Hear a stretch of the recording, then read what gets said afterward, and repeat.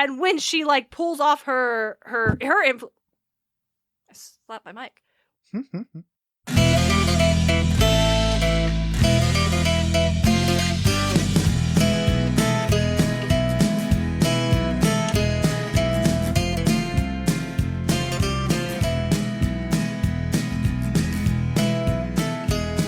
Hello, mortals, monsters, and myth lovers alike. You're listening to Podcast of Poseidon, where we explore how ancient myths become modern pop culture by reading Rick Riordan's Percy Jackson and the Olympians. This is Chapter 19, Tantalus. I'm your co-host, on loan from Hunters of Artemis, Darian Smart. Joining me is my co-host and brother, hailing from the fields of Asphodel, DJ. How's everybody doing today? I managed to convince Hades to let me out to do this because he's a fan of the podcast. What? That's amazing. It's crazy, I know. I mean, Fields of Asphodel is boring as hell, though, as you can imagine.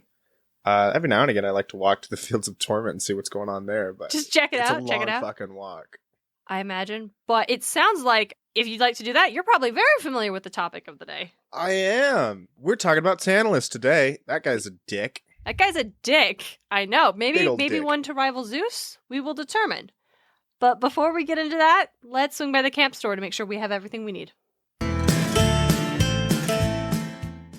So who's our new patron this week, Darian? We don't have one.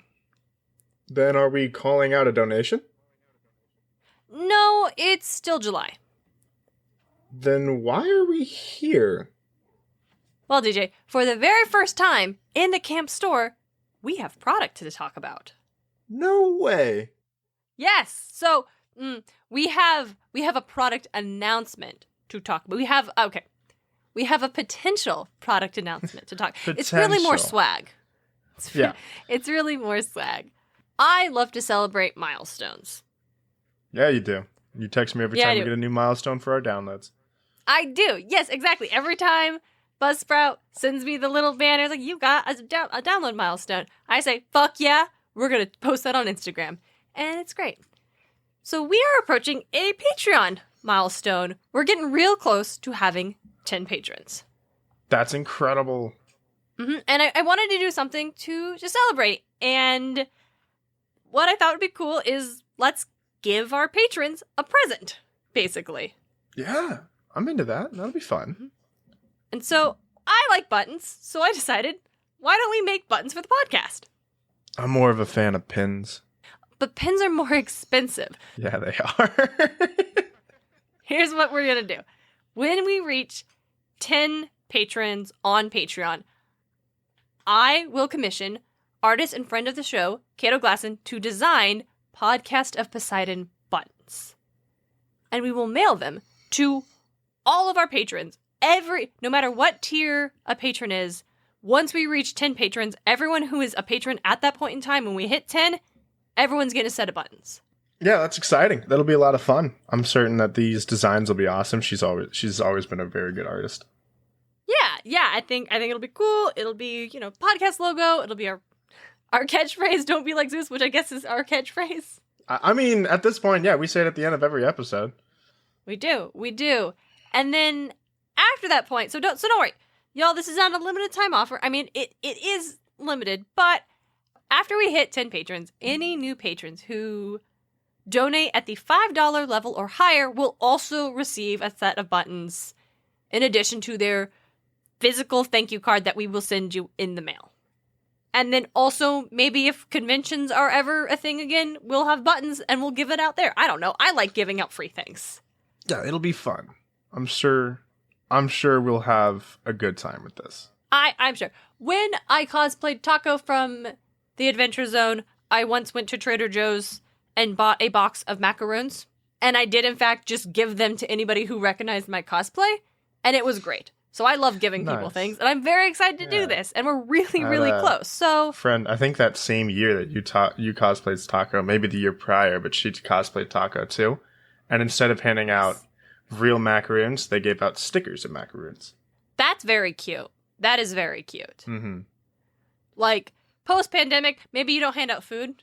I never touched it. They were in the box. I brought out the Trader Joe's box. They were still in, like, the little packaging. I let people take their own. But stickers may be better. We could do stickers. No, buttons. We'll do buttons. I'll do buttons. It'll be fine. It'll be fine. Yeah, if you've been thinking about subscribing, maybe you hear us talk about our bonus episodes that we post every other week, or maybe... Bonus episodes are some of my favorite episodes we've recorded, and that's coming on, because I do think some of our episodes are fire. Yes. Yep. If you ever want to hear us get drunk and talk about Dionysus with one of our siblings, you can do that. Mm-hmm.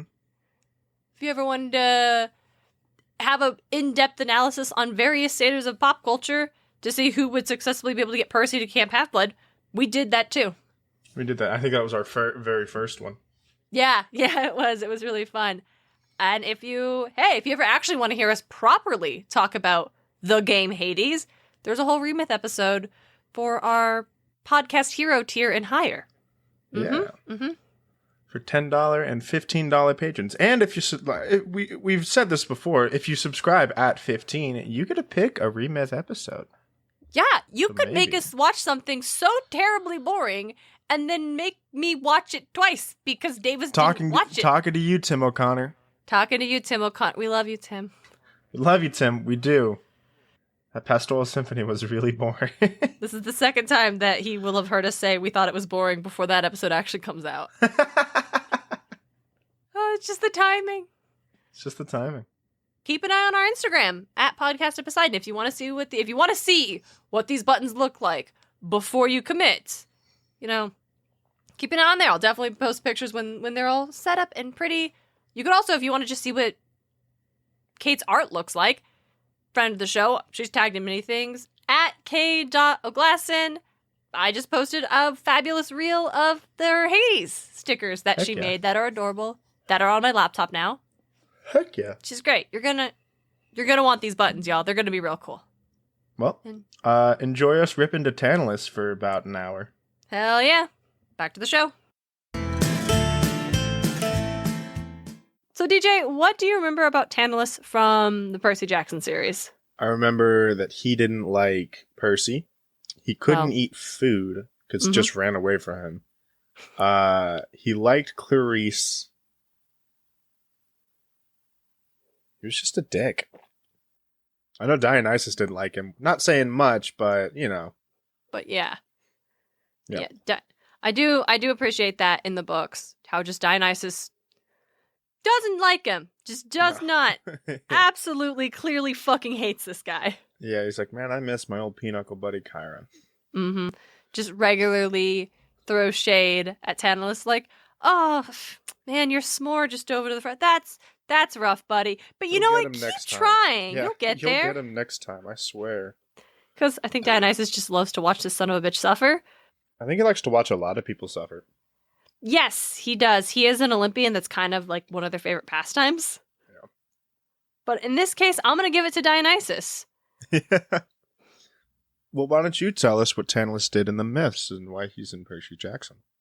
Oh, well, I would love to. So, before I dive into Tantalus, I want to talk about this Greek storytelling trope, essentially, of the House of Atyrus. I'm going to say that again. The House of Atyrus, which is the lineage of Agamemnon and his wife, Clemestria, who we talked about on the pod. Their son, who killed the mother after she killed Agamemnon for killing their daughter. And then said son was tormented by Furies. Mm-hmm. And Agamemnon's brother was the husband of Helen. Yes, that one. Helen of Troy. Yep.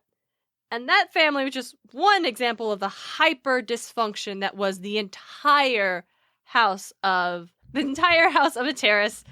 And it's just basically some House of Usher shits. This family was just essentially an ongoing soap opera in Greek storytelling tradition. And the reason that these people were so fucked up is directly due to Tantalus and his bullshit. Yeah, Tantalus and his bullshit. All right, so Tantalus was a Grecian king of Lydia, son of Zeus. That'll be important here.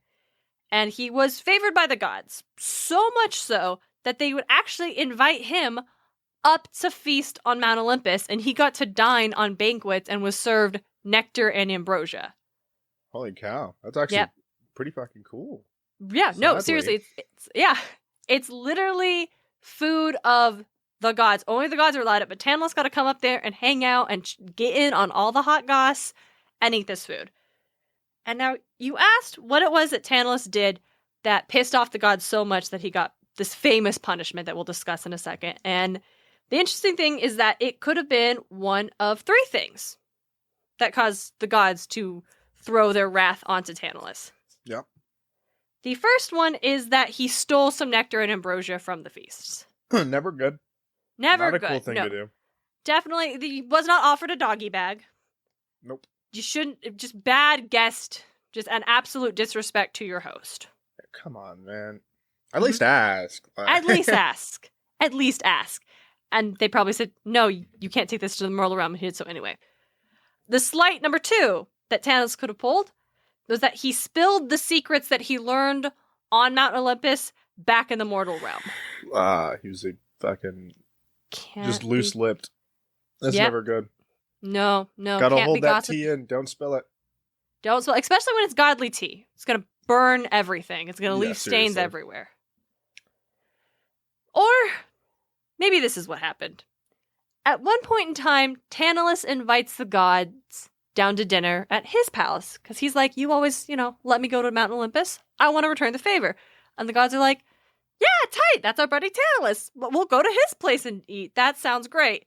So they all show up, and Tantalus serves this fantastic stew for them that was made of his son, Pelops, whom Tantalus had killed and cooked in a giant cauldron. And that's not cool. No, it's not. It's bad dad. No, bad Good dad. old bad dad. Yeah, real fucked up thing to do, my dude. Now, the reason that Tantalus does this thing varies. Maybe he was trying to get revenge for perhaps he did slight the gods by stealing the ambrosia or spilling secrets and they stopped inviting him to parties. Or maybe he was still in their good graces and just wanted to prove that he could pull a fast one on them. Wanted to prove they weren't all powerful, all knowing, omniscient beings. Omnipotent. Yes, they weren't all omnipotent. But the plan quickly fell apart because the gods did know what he had done. I thought he revealed it after they ate it. I thought that was the thing. Well, JJ, we'll get to that in a hot second, actually. You're skipping ahead on me here. But essentially, yes. So actually, no. You're right. So there are some versions of the stories. So a couple versions of the stories will say that the gods were aware of what had happened and called bullshit real fast, save for Demeter, who was so distraught about the loss of Persephone that she just kind of wasn't paying attention and did eat some of the stew before the cat came out of the bag. Yeah. In some versions, the gods do know right from, or they don't know, and they actually until after they have eaten. And Tantalus is like, psych, and they're like, ha, double psych, Uno reverse, you're going to hell. Yeah. It's like, whoa, you want to fuck with the gods? But the gods? Tantalus gets a little full of himself. He's like, well, I'm the son of Zeus, and I get to dine on Olympus, so I'm basically a god myself. He thinks he can go play with the big boys. He cannot. Yeah. So, the gods clearly don't appreciate that. And when I say they send him to hell, I don't just mean the underworld. I do mean they send him straight to fucking Tartarus. Yeah. Where Tantalus is best remembered for the punishment he receives in Tartarus. It's a pretty, it's a rough punishment, as you said, earlier. His punishment is that he can just not eat food, or it's he is chained in such a way to where that an apple is just out of reach, and the well he is standing in, he cannot drink from. Yes. And it manifests in Percy Jackson, where food just runs away from him. Yeah, when he's in the mortal realm, he reaches for food and it just dives away. When he's in the underworld, it kind of does the same thing because he's standing neck deep in a pool of water. Whenever he tries to move to drink, the water drops down. Whenever he reaches up to the fruit, it's just forever out of reach. Which I think is fair. Yeah. For two out of the three punishments, any of the punishments where his slights involve food, that's a fair punishment. If the slight is him spilling secrets, I think we could have come up with something a bit more suitable. I think we should have cut off his tongue. Boom, he doesn't not have a bad tongue one. Can't spill secrets. That's not a bad one. He could like write it down though. He was a king, so he's definitely literate. Well, I mean, cut his tongue, gouge out his eyes. He can't write. There you go. Yeah, no, that'll work. Sure, ancient Greek times. Yeah, that'll work. God damn it, that was really dark. You okay? What are you talking about? Anyway, moving on, we're going to talk about bad dads. Davis just understands the assignment. Okay, hold on. So, okay, yes, so, yeah, that's basically the story of Tantalus. It's interesting. I always, going back to Percy Jackson briefly, I always felt like Tantalus's presence was weird. Yeah. Weird, right? Because he tells the campers basically his story. And in Percy Jackson, it is he steals the nectar and ambrosia. Then the gods are like, fuck you. So then he invites them down and feeds them his son. And then they get punished. And then he gets punished. He's like, but I always knew I pulled the fast one. So it is distressing. And I think I mentioned this in our Sea of Monsters episode. It is very distressing that the gods send this man who killed his own son and fed it to them to look after their children. Yeah, it was definitely not a good move on the gods' part. They definitely could have chose someone better, but like that's the thing is I feel like the gods don't actually give a shit about Camp Half-Blood. No, not unless they need something. Yeah, I think we said this before too, that like they don't give a shit. Like they use it solely to live on their legacy.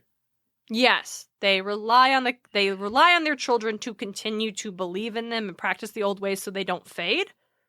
But yeah, the fact that they send Tantalus to and Dionysus keeps saying how your curse will break in soon because this place is hell. This is punishment enough, and eventually it'll replace your other curse. I'm here as punishment, so like obvi. But like simultaneously, you get that Dionysus fucking hates this guy. Yeah, like absolutely cannot stand this dude. Yeah, the moment that Tantalus grabs food, he's like, "Oh well, you're gone," and then they just yeah. leaves. It just happened to line up with the fact that they revealed that Chiron had nothing to do with Luke. Like, oh, great. Awesome. See ya. Bye, bitch. Bye. And he just snaps him away and he's back at the Tartarus. Like, there are other people they could have called to, like, look in on Camp Half-Blood. There are definitely a lot of other people. Like Sisyphus? I think it's just like, Sisyphus. I think they could. Well, I guess his whole thing is they don't want him out of the underworld again, so. Yeah. I think it's just Zeus being like, hey, he's my son. He'll be fine. Got you know two what? Of my sons watching over Camp Half-Blood. They'll be fine. Here's the thing. He's there because Odysseus ran into him in the Odyssey. Yeah. And Sea of Monsters is Percy Jackson does the Odyssey. So Tantalus gets to be in Camp Half-Blood. And that's the reason why. Yeah. There's so much Odyssey stuff. There's so much more Odyssey stuff in Sea of Monsters than even I realized. No, yeah, it's just the Odyssey, essentially. You see, that actually makes a good point with Zeus being like, nah, it's my son. It'll be fine. Because Zeus is so fucking arrogant that even with the whole, he once did kill and cook his own kid, but he's my son, so it's probably fine. Yeah, it's like, nothing I wouldn't do. Actually, yeah, probably. To be fair, yeah. Don't be like Zeus. Don't be like Zeus. He's not a good guy. Not a good guy. Neither is Tantalus. Bad dads. Yeah. Reoccurring thing on this podcast. I don't feel like we should investigate that further, but I'd rather not. Yeah. Yeah, I mean, well, we'll be investigating it today as we talk about bad dads in fiction. Yeah. So, yes. So on Tantalus, the whole Tantalus himself isn't really a thing you see a lot told and told again. Some elements of his story are, but not necessarily him. But shitty dads are a reoccurring theme in storytelling and also in Podcast of Poseidon. So we're going to talk about that today. DJ has brought some fantastic examples or heinous examples. I got a couple. Not a lot, just a couple? but just a couple. Oh, just a few. Okay. We got Omni-Man from the hit series on Amazon Prime, Invincible. Now that guy, which is also a comic book. Yeah. Not a good dad. No, I have not watched Invincible, but I did see the honest trailer for it. Yeah, I haven't watched it. I've seen a bunch of screenshots and clips, and I get the gist of it. And it's just dark Superman. Yeah. And so it's just like, in training for his kid, he just kicks the shit out of him and sends his kid on like impossible missions. And his kid is invincible. Like, it's the main character. And so like, that's the whole thing. And sure, I might need to watch it, but Omni-Man doesn't look like a good dude. He just protects Earth because he likes it, but that's about it. He doesn't like actually care about Earth. He's just like, yeah, no, it's just, I'm here and I'm king of Earth. Earth is mine. Mm-hmm. And that's why he protects Earth. Not because it's like his duty or anything. He's just like, he feels like he owns it, as far as I'm aware. It's like his property, so he's going to take care of it. Yeah. Like your lawn. You're going to take care of your lawn. Yeah, essentially. You don't have affection for the grass. Yeah, no, essentially. And then another bad dad is a group of bad dads in a podcast. This is kind of a shout out to the podcast, but not really. Dungeons and Daddies. If y'all haven't seen it, I do recommend it. It is a D&D real play podcast. And it's just a lot of fun. Like, it's really funny. And I caught up to it recently, and I'm like, well, what do I do now? But it's a group of 4 dads who get blasted into the Forgotten Realms. And they're on a quest to save their sons. And it's like, they're from our world, and they just like are they get teleported to the Forgotten Realms. And so as we go through, we find out, these guys aren't the greatest dads. Oh, goodness me. Okay. Like, they care for their sons, but the way they go about it's not super good. Daryl, he's very like closed off and like, let's talk about it later style, you know? Fucking Ron Stampler's just the weirdest motherfucker I've ever heard in any fiction, and he's just like an emotionally stunted stepdad. Oh, okay. Glenn is a rocker, is the bard of the group, but he's like a rocker dad, so he's like not really there for his son, and also like just lets his son do whatever. He's a good friend, but he's not a good dad to his son. And so that's bad. And then Henry is just like those over uptight vegan hippie dads. Oh no! It's just not. And his sons just run rampant. He's the kind of guy that would probably like. He doesn't in the series, but like, if he found out about it, he'd be like, "Yeah, we don't say no to our kids. We try to say yes in a constructive way to prevent them from doing stuff." Oh no! They're not good dads, and their dads are even like worse. So... Wait, you get to see their dads? You get to meet their dads, except for Daryl's dad. They haven't introduced him yet, but Ron's dad is the biggest piece of shit. Like, holy fuck, evil guy. And just like, but all of the other dads are just like not great dads. Like, it's wild. So you've got not great dads who raised men who turned into not great dads. Essentially, yeah. And now they're blaming their kids, and the whole reason they're there is because like, we're gonna take your kids and raise them ourselves because you guys aren't good dads. Meanwhile, they weren't good dads. Oh, it's so the granddads have kidnapped the grandsons. Yeah. My God. Yeah, it's insane. My roommate and my friend both were listening to this podcast and talking about it. I did not understand that this was the premise of the podcast. That's the premise of the podcast. It's funny. No, it's really fucking funny. Like, definitely my favorite D&D podcast. It's just like hilarious. I'm trying to think of other. I had another example, but I just can't even think right. Homelander from The Boys. Yeah, Homelander. It is revealed at the end of season 1 that Homelander is the father is a father. A bad dad. In the same principle of Omni-Man. He just like believes, but like his son doesn't have powers. Oh. Yeah. So he just like pushes his son off roofs and shit. Oh my God. Yeah, trying to like get him to fly. And Homelander's just like an emotionally stunted child. So yeah, he's another like evil, or he's another like fucked up Superman allegory, basically, right? Essentially, yeah. Yeah. And I do like The Boys a lot too. I think it's a lot of fun.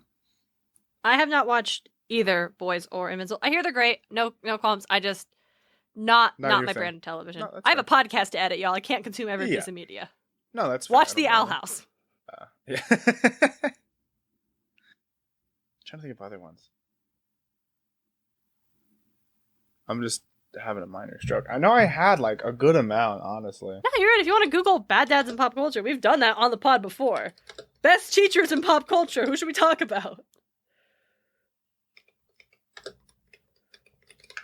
Boom. Well, that didn't. There we go. The 9 worst pop culture dads. Ooh, where's this article from? Wired. Okay, who we got? Reese Bobby, Talladega Nights. Goddamn, ain't that the fucking fact? I would like to extend that to Ricky Bobby. Because we see him and the way he parents his kids. Not the greatest. Okay, hold up. We have to, I want to hit pause real fucking quick. I think the Bobbies from Talladega Nights and Omni-Man and Homelander are perhaps 2 different species of bad dad. There is neglectful parent and there is abusive parent. And not to say neglect is not a form of abuse. It absolutely is. And it can cause a great deal of trauma. But also emotional abuse or mental abuse. Which one would you, or not mental, physical abuse. Which one would you prefer? I don't like that. I want to know, both bad, but Omni-Man did literally crush someone's skull with his fucking hand one time, and Ricky Bobby lets his kids eat fucking popcorn or fucking chocolate for breakfast. I don't remember. Pretty absent father. Yeah. Moving on. Rick Sanchez. Yeah, that's not a good dad. From what? From Rick and Morty? Oh, right. Yeah, you don't watch that. I don't watch Rick and Morty. Rick Sanchez. Yeah. Also shitty dad. Yeah, okay, shitty dad, shitty grandpa. I've seen a handful of episodes because I went to a cabin and my friends were watching it there, so I saw like the Pickle Rick one. Yeah, and like one other one. That's not a good episode. I didn't like the Pickle Rick episode. And I'm watching it and I'm like, I get why people would like this show. It's weird and bizarre and it does some bizarre things and that it can be fun. You're definitely not supposed to like this son of a bitch though, and if you think he's cool, you're definitely people idolize him, and they miss the point of Rick and Morty because they idolize him. That's fucking creepy. And it's crazy. Fletcher Reed from Liar Liar. Yeah. That's Jim Carrey's character. Yeah. In Liar Liar. Okay. I would also put Jim Carrey's character from Liar Liar in another entirely because he gets better. He gets better. Yes, but at the start of the film, he's not keeping his promises to his son. No, and that does suck. He's also a pretty absent dad. Yeah. Harry Wormwood from Matilda. Man, I haven't watched Matilda in a long ass time. Yeah, those are fucking monsters. The Wormwoods are just like the Dursleys. They are awful, awful people. I'll put them in the same place as I put the Homelander.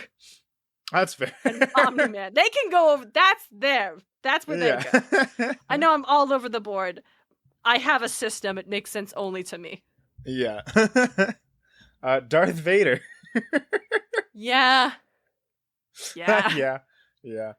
I don't know if we really need to expand on that one, but Dr. Evil from Austin Powers. Yeah, he's not a great dad. No. Thanos, no, not a good dad. No, not a good dad. Fuck dad. Thanos. Yeah. Here, okay. I want to talk about Thanos for a hot second and the concept of fatherhood in the Marvel. It's specifically in like Infinity War and Endgame. Just to deep dive into, because we have this mirror of bad dad and then good dad, and good dad being Tony Stark. Yeah. And the concept of fatherhood is actually a really important theme in those two movies, because Thanos, he is like the father of Nebula and Gamora, right? And that's a whole thing. Yeah. And Tony's not a dad yet, right? But he starts the movie saying he had a dream that he and Pepper had a child. Yeah. And then when he's leaving and taking off, Pepper calls him and she breaks up, but we can't hear what she says. But Tony has an expression on his face like, I have to get back immediately. We assume that maybe it is. Pepper's like, I actually am pregnant and you need to come home now. Yeah, I need you here now. Now, you can't just leave. And so Thanatos, I was playing Hades. Thanos is very condescending to everyone he encounters in this movie. Like, he sucks, right? At one point, right after Wanda has to kill the Vision. So when Thanos shows up right after Wanda has killed Vision, she's weeping and mourning. He's like, "It's okay, little one, I understand your pain." She's like, "No, you fucking don't." And then he uses the time stone. He does that to everyone. He calls him little one, child, like, is very, very dismissive. Tony's the only one he's not. Yeah. And it's not because he knows that Tony's a dad, but it's because Tony thematically is supposed to be the opposite of Thanos as a father. Because Thanos, as we know, spoilers for Endgame. It's been out for a while, y'all. Spoilers for everything. It's been out for 2 years. Please, what are you doing? Go see it. It's awesome.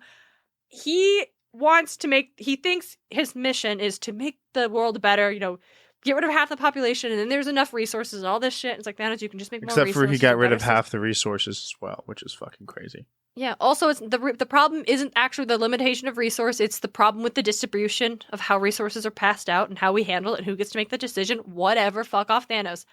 But he thinks his goal is, he will claim, his goal is to make the universe a better place. He is willing to kill his daughter to create that universe, willing to kill her for the better universe that he gets to live in. Where at the end of the movie, with the end of Endgame, Tony Stark is willing to sacrifice himself to create a better universe for his daughter to live in. Yeah.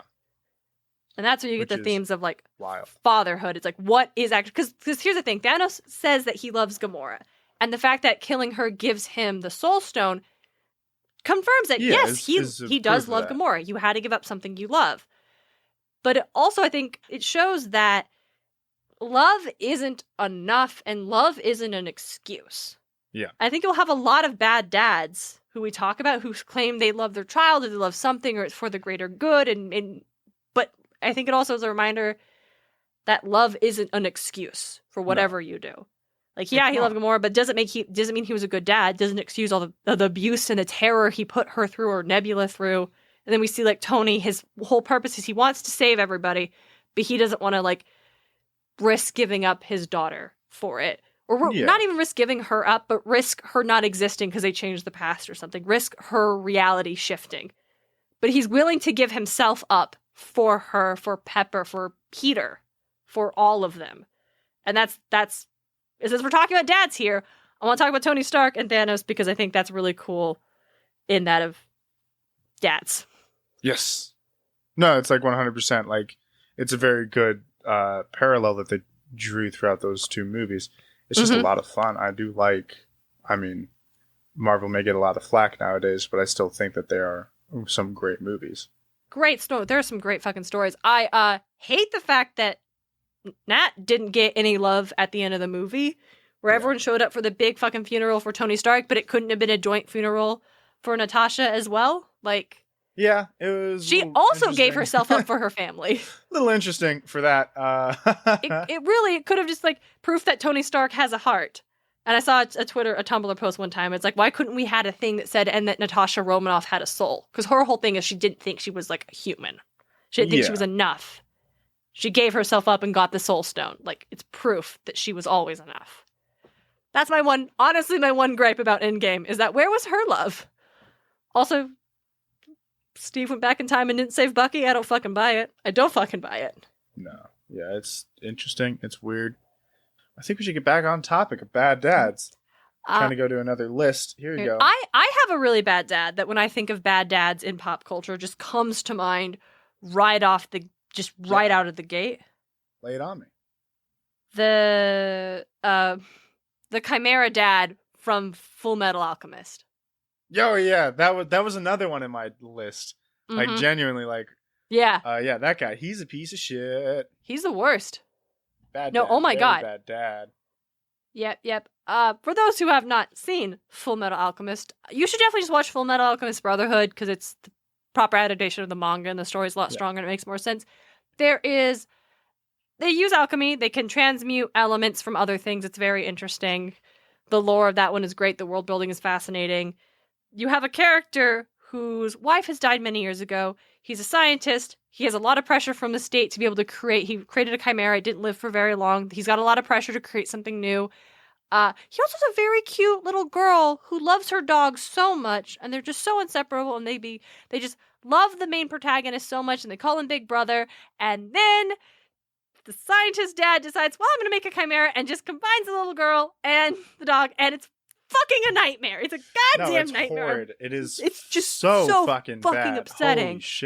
Holy shit. I know I'm saying this and they're like, da-da-da, but like, oh my God, I still remember when I watched it with Johnny for the first time and we were just both viscerally upset. I was like so disturbed. I was like, I'm hungry. I wanted to go get a snack. It was like the middle of the night at Nana's and I'm like, I'm too scared to walk down the hallway by myself. Will you come with me? Like it wasn't even like a jump scare horror thing. I was just so disturbed. I'm like, I don't want to be alone. Yeah, no, like, that's the thing. Like, there are, like, a few animes, honestly, that I'm like, these are really good introduction animes.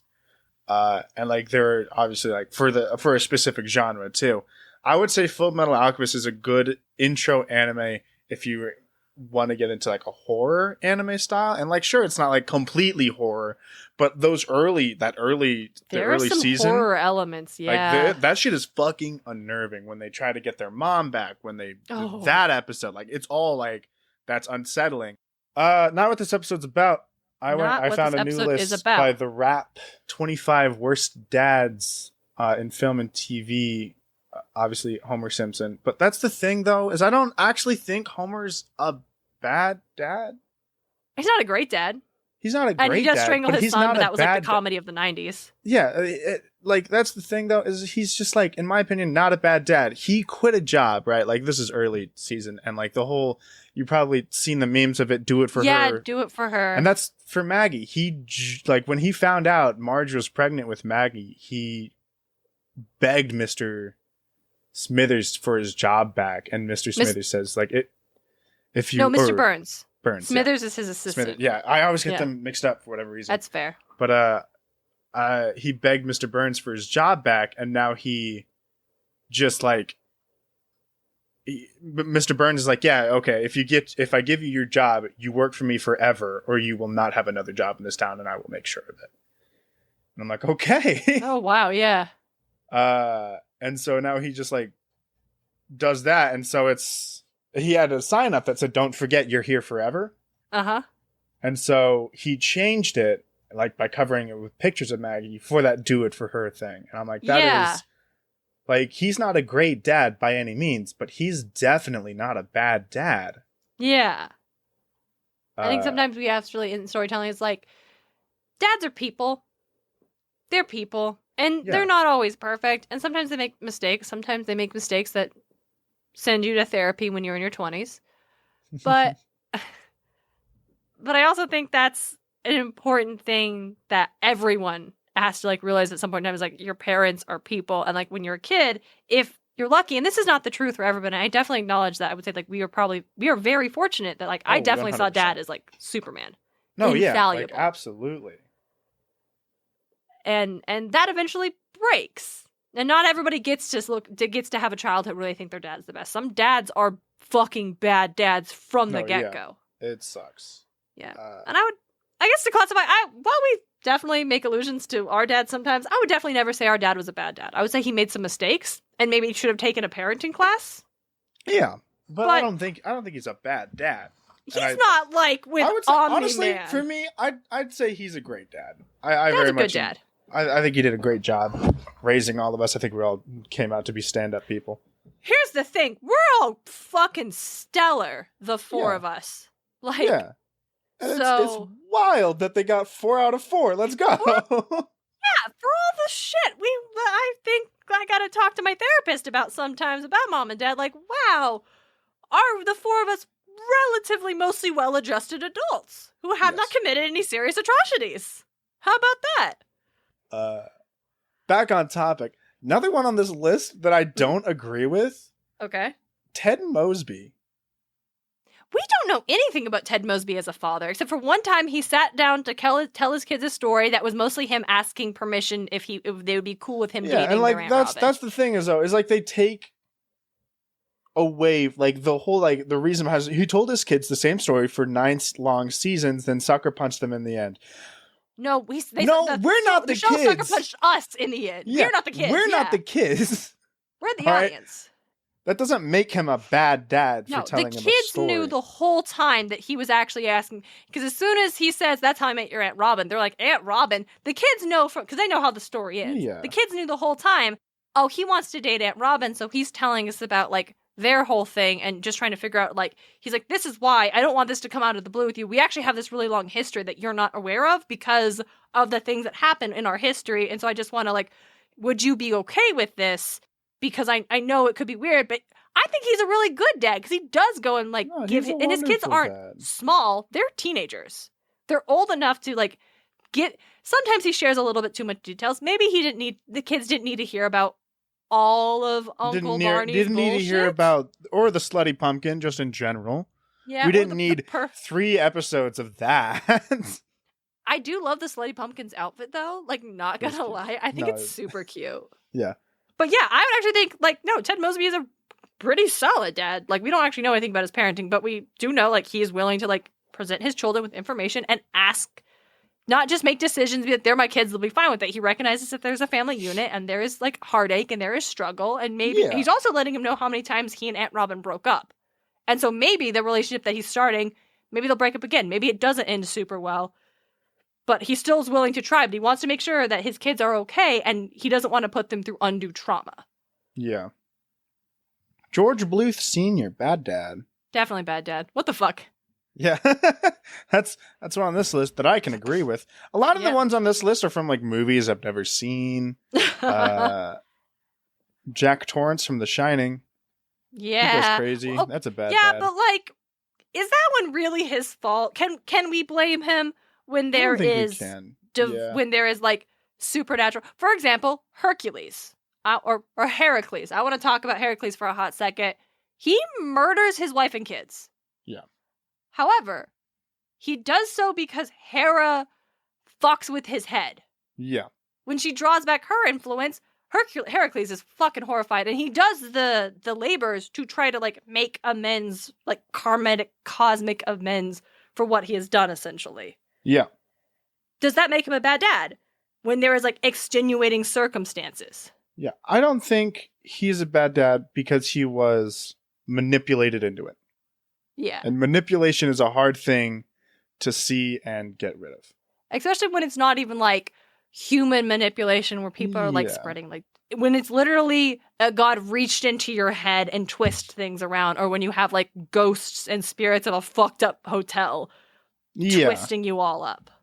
Red Foreman from That 70s Show. Now, that one I don't know if I can agree with. I think Red was a product of his time. Yeah, like, sure, he was a strict father. Sure, he, like... Withholding.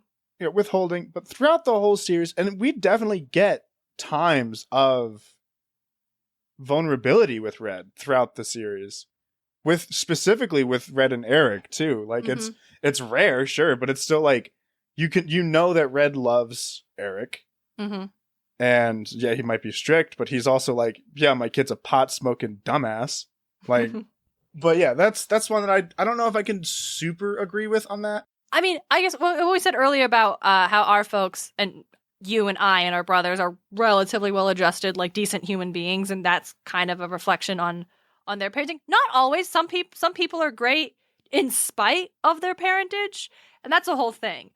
That's like a whole other thing. I'm not saying we are the example or the rule for all of existence. No, I will say not at all. that Red's 2 children kind of fuck ups, though. Like, his daughter's a sociopath. Well, you can't control if your kid's a sociopath. She's a monster, though. Yeah. But, like... And Eric's a mousy little dumbass, so I don't know what to He's tell a mousy little dumbass, but, like, then he goes on and he, like, becomes a relatively well-adjusted adult. Like, he goes to Africa, which I have found out was not the plan for Eric's character. I can't imagine it was. But he goes to Africa to, like, help people. Mm-hmm. Like, it's just, like, one's better than the other. Yeah, no, that's true. I want to talk real quick, because we're talking a lot about bad dads, because that's a Tantalus thing, but there's another thing in there's, like, 2 other major tropes in the Tantalus story that we could also touch on. Yep. One of them is... Huh? Theft and gossip? No, yes. But specific to Tantalus, one of them is the horrifying trope of surprise, you ate your relative. We see that one in was it Shakespeare or Greek Medea? Well, Shakespeare, you did, there is a Shakespeare play like that. I don't know if Medea is that one. That's a Grecian one. I know Medea comes in with 2 of her murdered kids. Yeah, that's. But she doesn't cook them. Yeah. We will talk about Medea at some point in time. I have major thoughts. She does appear. Oh, in I have Percy Jackson. I can't remember when. I think she appears in Lost Hero. Yeah, she goes up with Piper, Medea, if I remember correctly. Yeah. I have lots of thoughts on Medea, but we will get there in the future. Yes, we could talk about that because, like, since Tantalus is a son of Zeus, he's not just like feeding his kid to the gods. It's like that's their relative. It's like family cannibalism, which, heads up, the Greeks didn't like. No, the Greeks were not super into that. No, there's a lot of like shady ass bullshit that goes on in Greek like mythology in these storytelling traditions, but they specifically like that element of like even when it's like only Demeter who takes a bite of the stew before like realizing what's going on because she's thinking about like Persephone. No, according to Mythology by Edith Hamilton, the poet Pindar called it a tale decked out with glittering lies against the word of truth. Let a man not speak of cannibal deeds among the blessed gods. Like, basically, shit. They were like, we reject this canon. This is not canon. Yeah. That's fucked. But, yeah. No, Tantalus is just a bad dude. Bad dude. I decided I don't want to talk about all the times that someone has fed someone else their relative. That's a little too dark. I think I'm into that. Even our podcast that has a little E beside it. So I wanted to kind of talk about the other major trope that is caused directly because Tantalus is a bad dad, and that is the trope sounds weird, but killing of a son? Yes. So, well, this one goes back to what I talked about at the beginning of the episode, the House of Tartarus, the hereditary curse tradition. Because, like I said, like the reason this family is so fucked up is because of Tantalus and his wickedness. Like, that basically permeates the entire family. So you have his son, Pelops, who the gods actually bring back to life. They actually put him back together and bring him back to life. And he's missing a piece of his shoulder because Demeter accidentally ate it. So Hephaestus creates him like an ivory shoulder. Nice. Yeah, right? So he grows up surprisingly well-adjusted, all things considered. I imagine they gave him some waters from the river of Lethe and just kind of erased part of that memory. Like, yeah, your dad, don't remember him fondly, but he didn't kill you. Don't worry about that. Yeah, don't worry about it. Don't worry about it. Your dad, he died while you were young. Oh, well, moving on. So he grows up, gets married, has a couple of kids. He has a pretty chill life. He's totally fine. And then his sons. Oh, no. Oh, and then his sons. His sons get to enjoy the impact of this generational curse bullshit that Tantalus has caused. His sons are Thyestes and Arcturus. And Thyestes had an affair with Arcturus' wife, so Arcturus decided the only reasonable response is to murder his brother's children and feed them to him. Oh my god! Yes! Holy shit! And because Arcturus... Yeah. Sorry, go on. No, that's it. That is just exclamations. Just an upset sound, yeah. Yeah. Because Arcturus is king, he does not face punishment for what he has done. His descendants eventually do when we get to Agamemnon and Clemestria, their kids, and all that bullshit. But it happens just a little sooner than too, because Tantalus' daughter, Niobe, and she gets married, and she seems like she's going to be chill too. She has like 14 kids. And then she decides one day, you know what? The people worship Leto, who was a human woman who was the mother of Artemis and Apollo, but she only had 2 kids, and I had 14. You should be worshiping me instead. And Artemis and Apollo don't care for that, so they show up and kill all of her children. Yeah, that's fair. So the generational curse ends with her on that side of the family, because there's no one to pass it on because all her kids are dead. But on the House of Arcturus, we see all of that, and so that's just a real fun thing that also we see in the Tantalus one. Mm-hmm.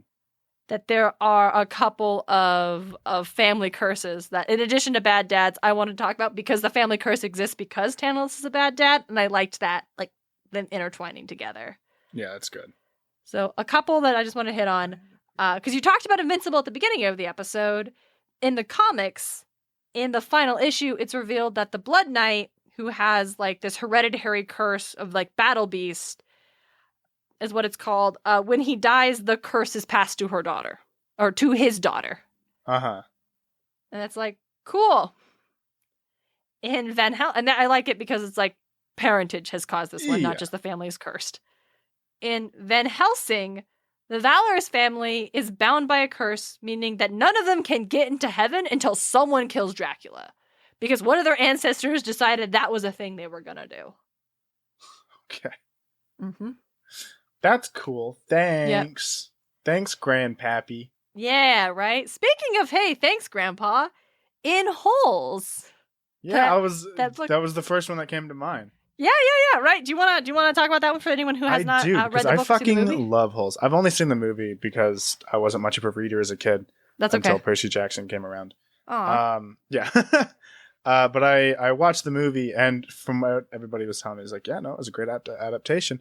Great adaptation. And its whole thing was that Stanley Yelnats's no good, dirty, rotten great-great-grandfather. Yeah, I was about I couldn't remember the whole thing. I just know it was a great-great-grandfather took advantage of a witch. Basically. Took advantage Madame of a witch. Zeroni. Yeah, it was to get a pig to grow at an incredible rate. And it says yeah, you just take the pig up to the mountain, let it drink from the mountain, and sing it a song so it can grow big and strong. And then after you do that, take me up the mountain and sing to me so that I may grow big and strong. And can you guess what he forgot to do? Did he forget to bring the witch woman to the mountain? He forgot to bring the witch named Madame Zeroni up the mountain. And so she put a curse on his family for generations to come. Yeah. And that only ended when the main character, Stanley Yelnats III? Yes. Yeah. Met Zero. Mm-hmm. I don't remember his Hector Zeroni. That's what Hector it was. Zeroni, yeah. Hector Zeroni.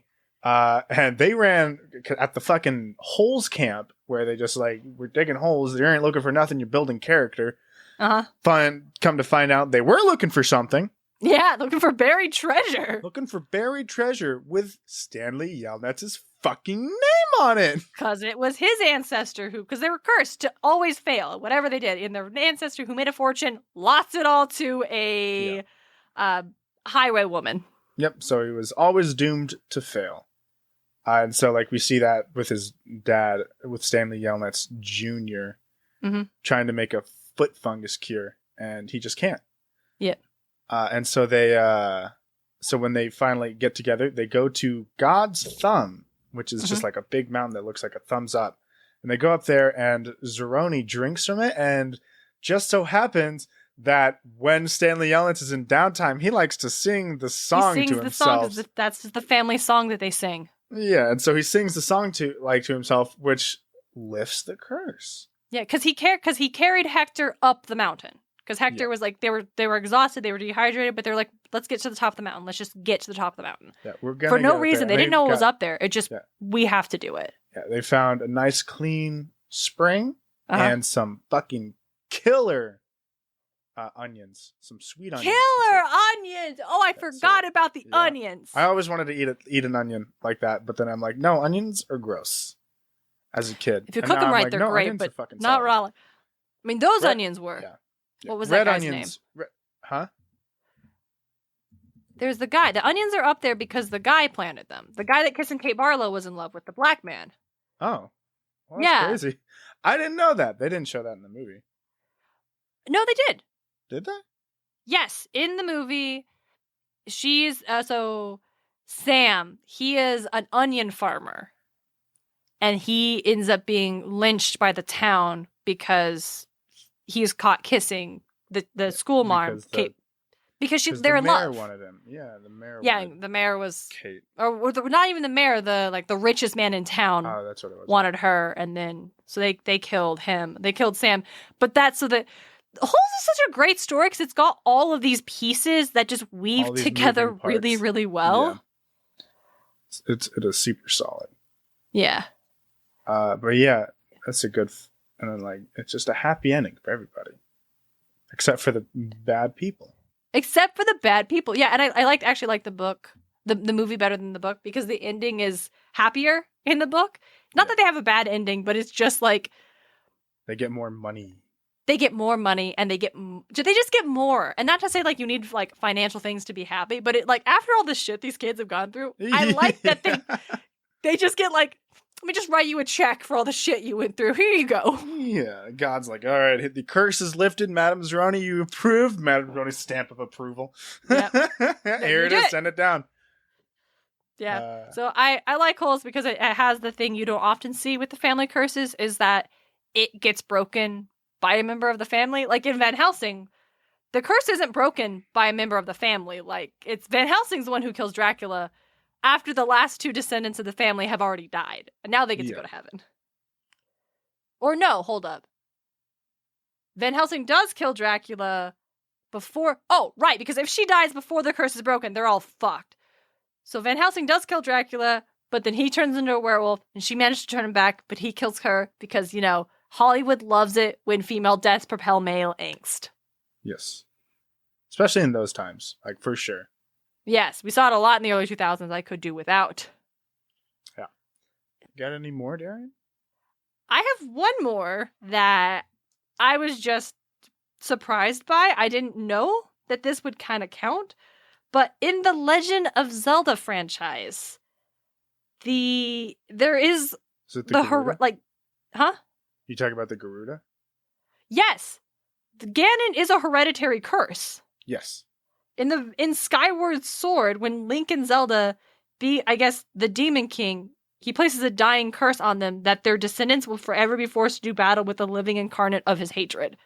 So, like, is Ganon just a guy who is being affected by this curse? Like, hold on. So, technically speaking, they're getting, like, reincarnated for a lot of reasons. Uh-huh. One of them being a goddess, like, one of the reasons that, like, could be is a goddess has fallen in love with her warrior. Uh-huh. And so she wants to be with him forever. And so, Link and Zelda. Cute. That's that. Cute. The Triforce of Power, Courage, and Wisdom are all embedded in these people. So they are just constantly being reincarnated, constantly being forced to challenge each other in order to get it. And it's generally a Ganondorf trying to get it and Courage and Wisdom trying to stop it.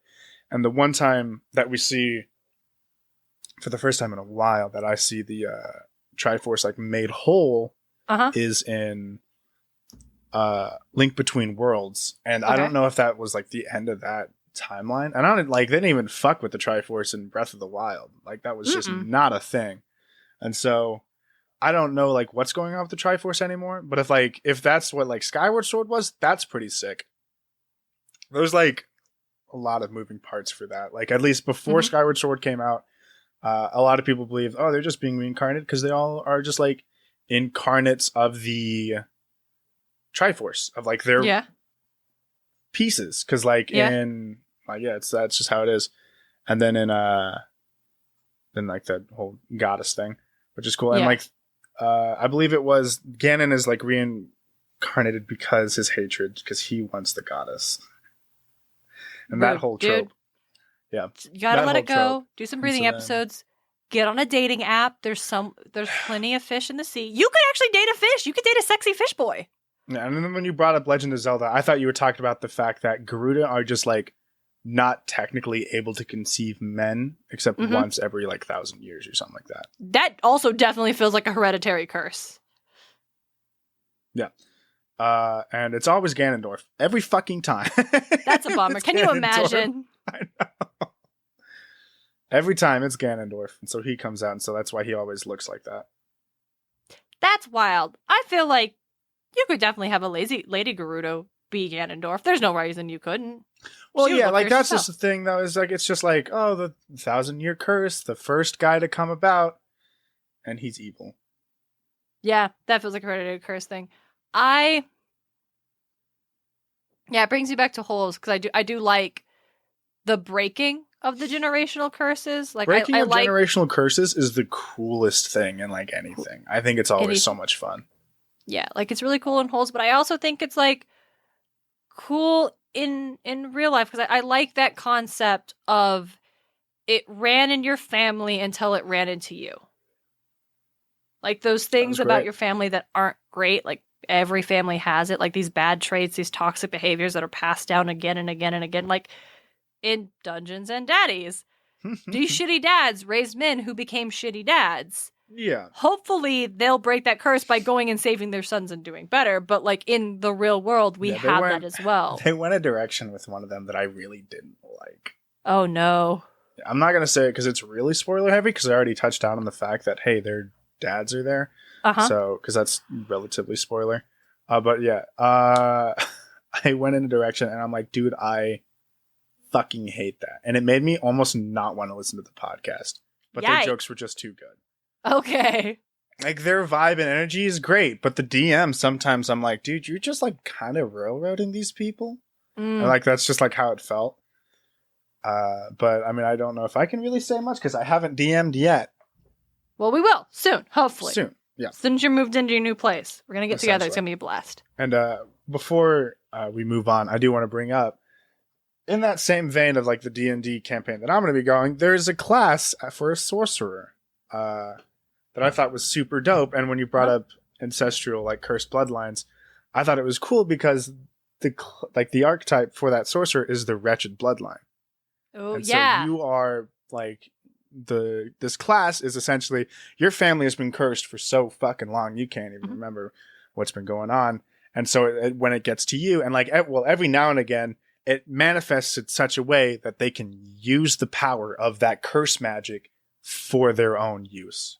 Oh shit, I like so that. like that magic that they're casting is the power of their curse getting cast. And I think that's super dope. I like that. That's really cool. I like it a lot more than how the House of Arturus curse gets broken, which is what we talked about in the Furies episode when Clymestria's son murders her and then gets hounded by the Furies. He eventually goes to Athens and is like, I think I've done my time. And Athena's like, yeah, I think you've done your time. Yeah. And then curse broken. Congratulations. And I'm like, I guess, I mean, I don't know. I don't feel like you did any work to try to become a better person to make amends for the things you and your family have done and like try to break that cycle actually, but sure, whatever. Yeah. You do you, ancient Greece. I don't know. That's crazy. But yeah, we didn't talk about Tantalus much, but he fucking sucks. And I didn't want to talk about him a whole lot. I just wanted to talk about. I do got to say like one thing because I feel like people are going to get on to us if we don't since we brought up Marvel. Eco! Bad Dad! Ego, the living planet. Oh yeah, we talked about the MCU specifically. That motherfucker. Bad Dad. Holy Yondu, good shit. dad. Bad. Yeah, Ego, we see it. Bad Dad. Fatherhood again. Bad dad, good dad. I mean, Yondu was, Quill has trauma. Well, yeah, because he Because was Yondu. abducted. Because Yeah. Yondu, but like Yondu was working for Ego. Also, and then he Yondu realized- threatens to eat. Holy shit, is Yondu Tantalus? But doesn't actually follow through on his threat? Yondu is just like, yeah, I don't like you, Ego, and so he takes Ego's son.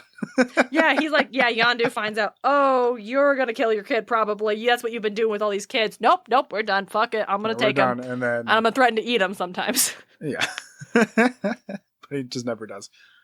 I'm Mary Poppins, y'all. That was really, He might be your father, but he was never your daddy. Okay, That's such a thing. strong line.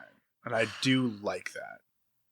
Like that is such like a line that I'm like, yeah, he may be your father, but he's not your daddy. Mm-hmm. I'm like, there's the distinction between father and dad. right? Yeah, I Is think a father just- is somebody who's like your biological father and has like seed donor essentially. Your dad basically just is sperm the donor. person who raised you and helped you and grew you into the person you are. I literally just had this conversation with a couple friends last night and talking about how like if you are like a person with and like you could be a dad if you just conceived a child. but you don't have to actually do any of the work. And it's like, but dad implies that you are a parent and a father and a caregiver and an upbringer and a teacher and all those things that like dad or parent or mother are supposed to be.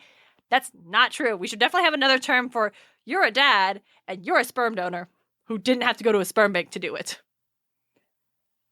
Yeah, 100%. Like, it's just, I don't know if we got any more to go on, though.